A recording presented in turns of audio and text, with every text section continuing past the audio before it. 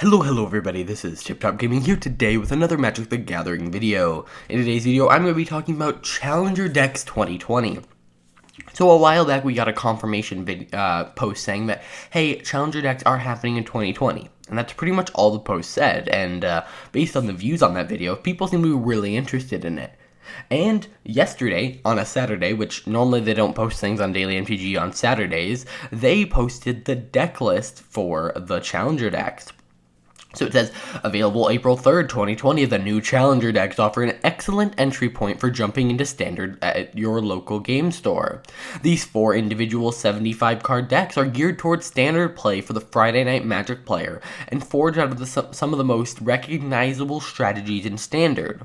Each Challenger deck comes with a complete 60-card main deck and a 15-card sideboard, intended to be playable and competitive at a local level right out of the box. All cards will have been previously printed in Standard and are Standard legal, and they'll be available in English, with Japanese available in Japan.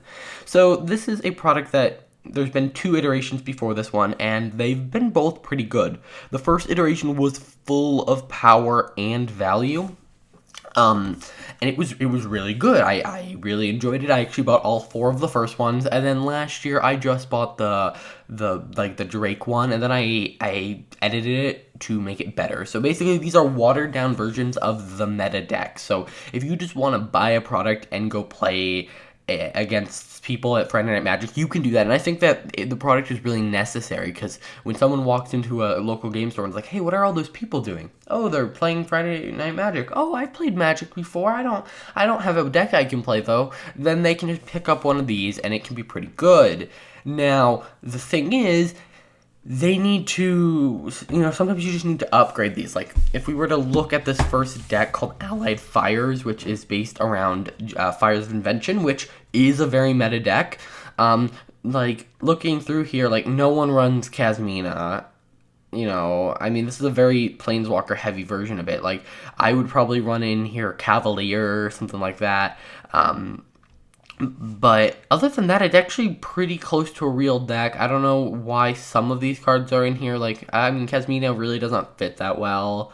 I might throw in more Drawn from Dreams. I like Kenrith. That's kind of an interesting inclusion, because originally Kenrith, you could only get him in foil as the buy a box promo, or you could get him in non-foil and foil in the collector booster and the Eldraine product. So this will be on a non-foil product. So this will be a way to get Kenrith in a non-foil.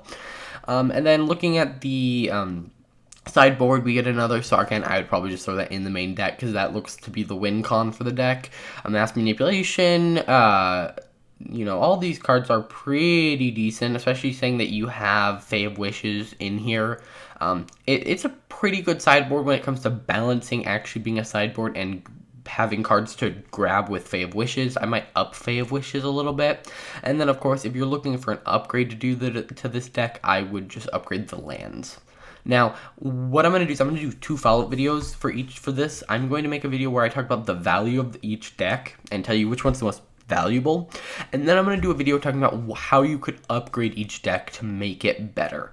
So here we have Final Adventure. So this is a Golgari Adventures deck list, so it focuses around Love Struck Beast. They're printing 4 of these. That's pretty crazy. Vraska Golgari Queen, there's one of those. There's a lot of rares when you look at this. 2 Midnight Reapers, Edgewall Innkeeper, which is very important to the deck. And then there's all the adventures.